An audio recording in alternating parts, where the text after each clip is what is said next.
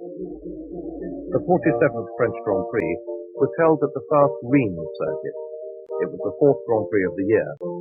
Moss had driven the race of his life to win at Monaco, but the much more powerful Ferraris had completely dominated the subsequent Dutch and Belgian Grand Prix, on Trips winning at Zandvoort and Phil Hill at Spa. Rob Walker's Lotus, entered for Stirling Moss, consisted of last year's Lotus 18, its chassis updated with this year's rear suspension, a 5-speed Colotti gearbox and new bodywork. The Porsches were to be driven by Swede Joe Bonnier, Dan Gurney from California, and the amateur Dutchman Carol de Beaufort. Clark and Ireland were entered in the works Lotuses. The Yeoman Credit team, with manager Reg Parnell and drivers Surtees and Salvadori, had the latest coupe, one running on SU carburetors instead of the usual Vapor. The grandstands give a good view of the pits and main straight, as well as to the more distant parts of the circuit.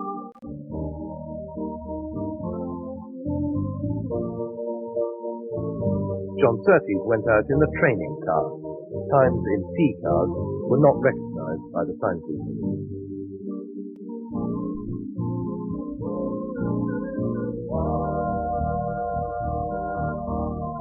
The Ferrari team had entered 4 of its Dino 156s with their distinctive twin-nostril air intake.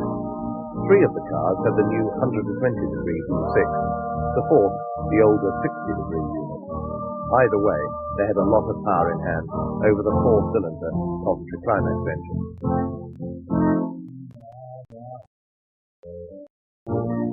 The 3 main team drivers were Phil Hill, Richie Ginter, and Tassie von Tripp.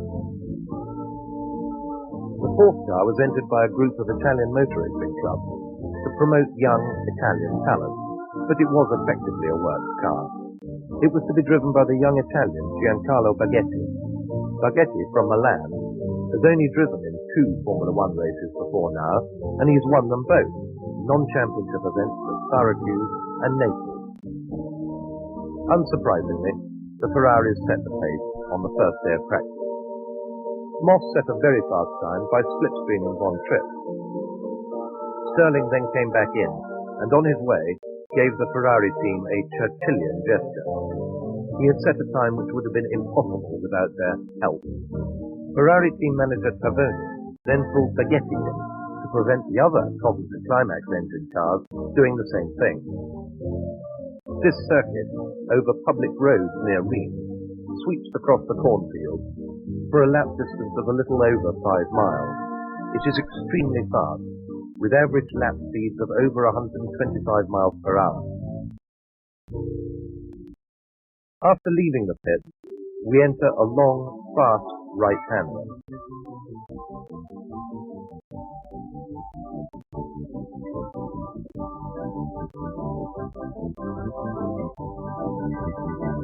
The road then drops away and around to the left.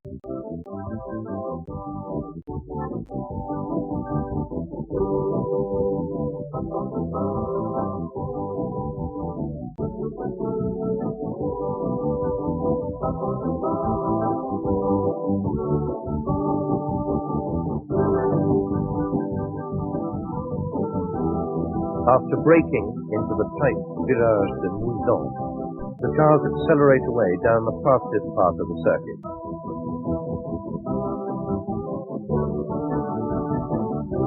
This kick is taken flat out.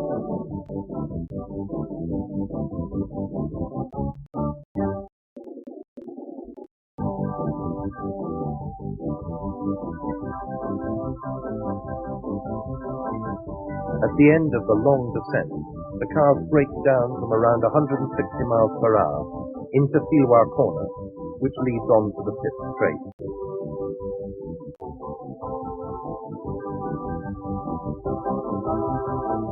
Having driven around this fast circuit, I was even more convinced that the race would be dominated by the Ferraris.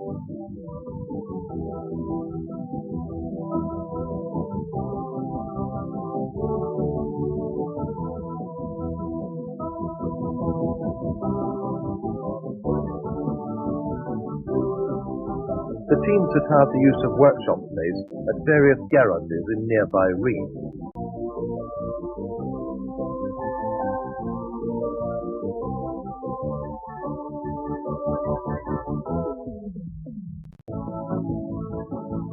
The Rob Walker team were working on their modified Lotus. Moss was not happy with the car's handling. And not only did he not have the power of the Ferraris, he was driving an out-of-date car.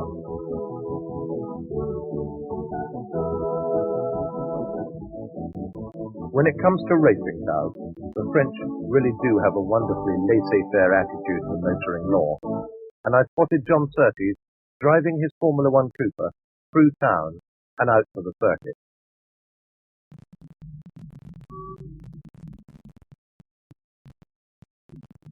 The last practice session was held on Friday evening. It was still scorchingly hot. Rob and Sterling tried to keep out of the sun.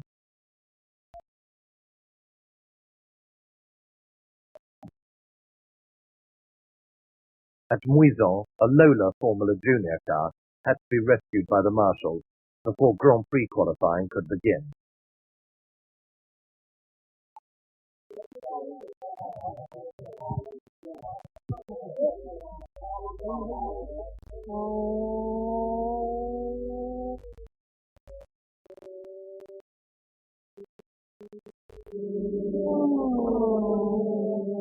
Then the Grand Prix cars set out on their final qualifying run.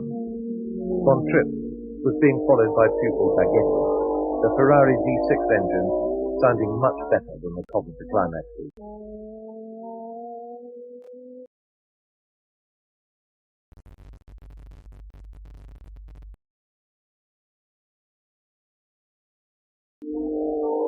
Sterling went out, but he was not really trying, as he knew that his artificial slipstream time could not be bettered.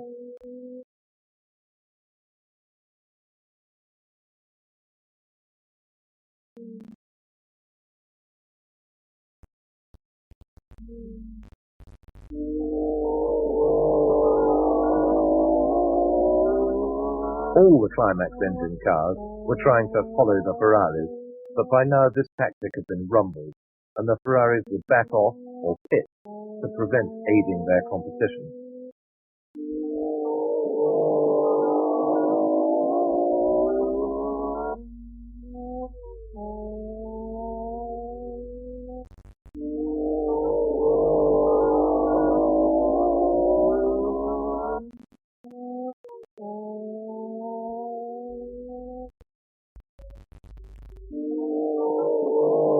The BRM, Coopers and Lotuses were all lapping around the 2 minutes 30 seconds mark.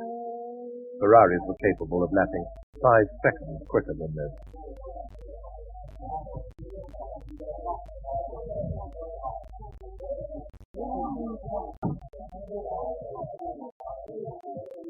Sunday afternoon was as hot as ever. It was 102 degrees in the pit and over 120 degrees on the circuit.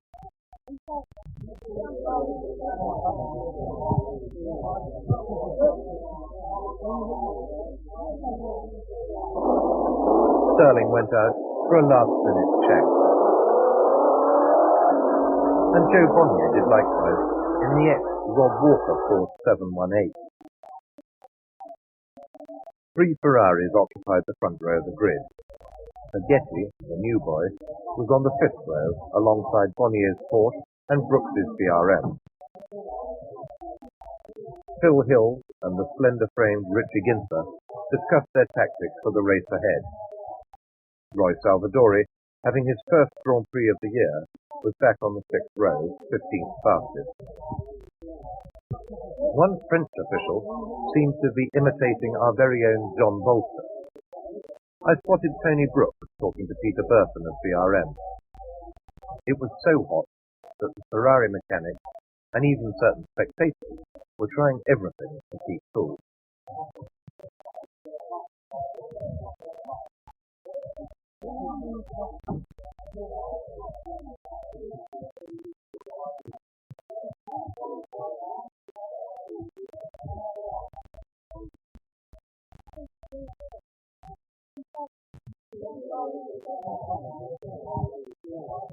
Many cars had body panels removed and slots cut in vital places to improve the air conditioning.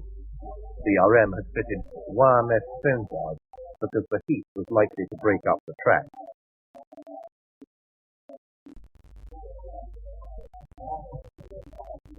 Most drivers also soaked themselves in water to cool off. They would be sitting in a furnace for the 2¼ hours of the race.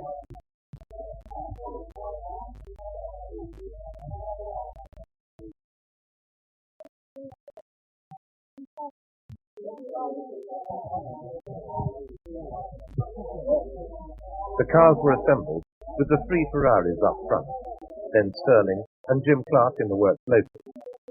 McLaren, Surtees and Graham Hill were on the 3rd row, Innes Ireland and Dan Gurney on the 4th. Of these, McLaren was starting his 21st Grand Prix, Surtees only his 8th, Hill his 28th, Ireland his 17th, and Gurney his 15th. Of these, only McLaren had yet been a winner.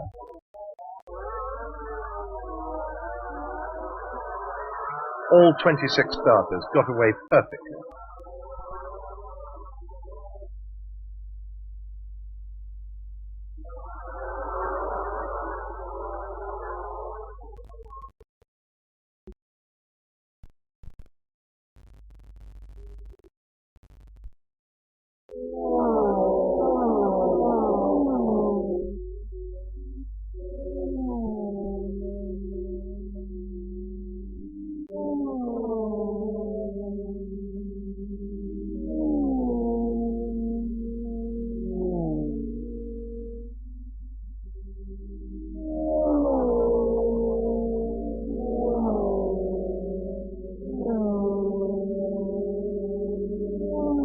New boy Jack Lewis, in only his 2nd Grand Prix, was in trouble immediately.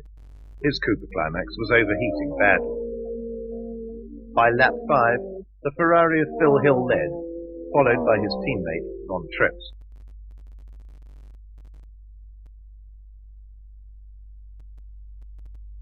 Moss was in 3rd, having passed Ginther's Ferrari when the American spun. There was a tremendous battle for 5th between Clark, Ireland, Graham Hill, Baghetti, Bonnier, McLaren and Gurney. Phil Hill oversteered through Muison, well ahead of any traffic.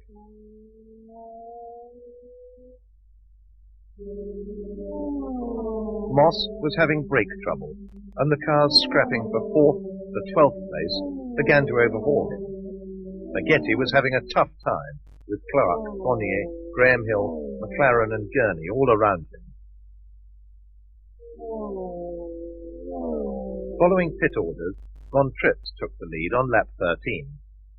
Then he and Phil Hill were given signals to slow down by team manager Tavoni, allowing Ginther to catch up. On lap 19, Stirling decided that his brakes were just too bad and came into the pit. Al Francis discovered that the balance pipe between the 2 pads of the right-hand rear disc had fractured. While Moss was in the pits, Ron Trips retired, with water pouring out of his right-hand exhaust. The 120-degree engine had not given any trouble in any of its 3 previous Grand Prix. Phil Hill was now back in the lead, with Ginther lying 2nd. Stirling lost 4 laps while his brakes were fixed.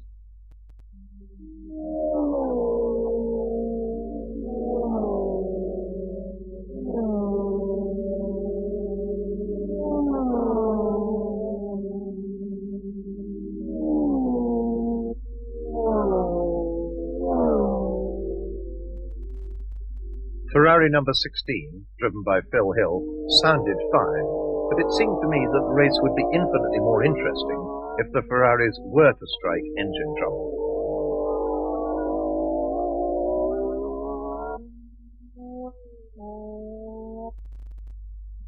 Poor Stirling came back into the pits after only 1 lap out, complaining of a tremendous vibration. It was found that a large lump of molten tarmac and stones had, on his previous stop, coagulated on one place on the wheel, putting it wildly out of balance. Once this was removed, he went out again, but was now too many laps behind the leaders.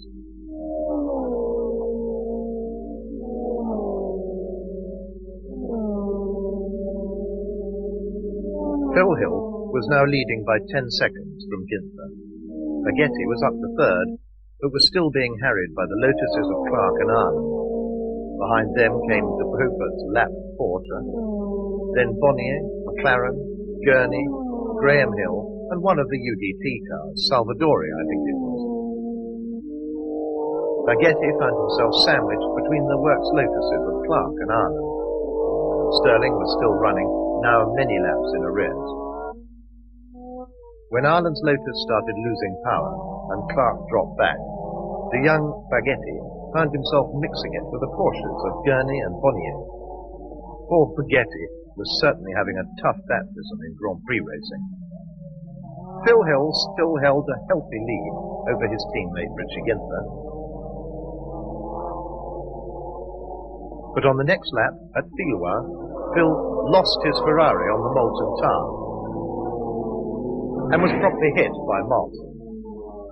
Moss sustained suspension damage and was forced to retire. Hill had stalled his engine.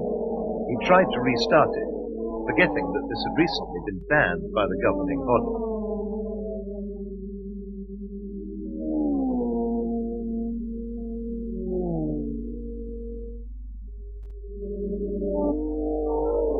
Now Richie Ginther was in the lead. Only 2 Ferraris were left, with a strong Porsche and Lotus challenge not far behind.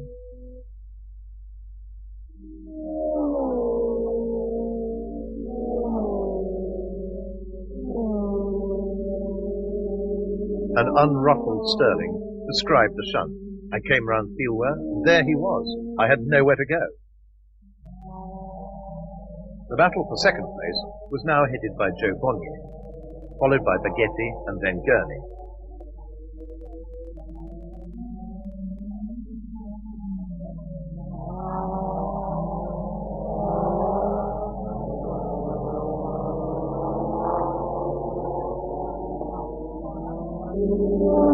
Ginther was forced to stop at Muison with failing oil pressure, so the hopes of Ferrari and Italy now lay with the debutant Giancarlo Baghetti, who was having a tremendous battle with Gurney and Bonnier.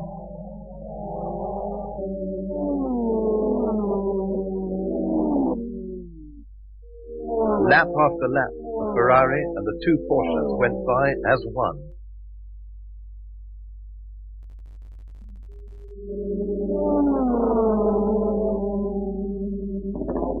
And then, with only 2 laps remaining, poor Joe Bonnier's engine let go.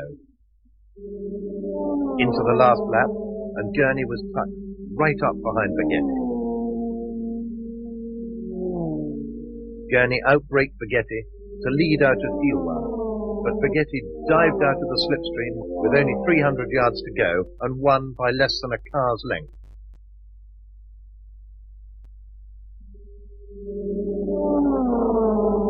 Jimmy Clark was third, Ireland fourth, McLaren fifth, and Graham Hill sixth. Giancarlo Baghetti had become the first driver to win his first Grand Prix. He had done magnificently to hold off much more experienced opposition, led by Dan Gurney, first in for a well-deserved drink. Innes Arden looked exhausted as he brought in his Lotus. Team Lotus, yet to win a Grand Prix for themselves, must have been delighted by this result. To have finished second and third in a race of such attrition shows that they have now found reliability.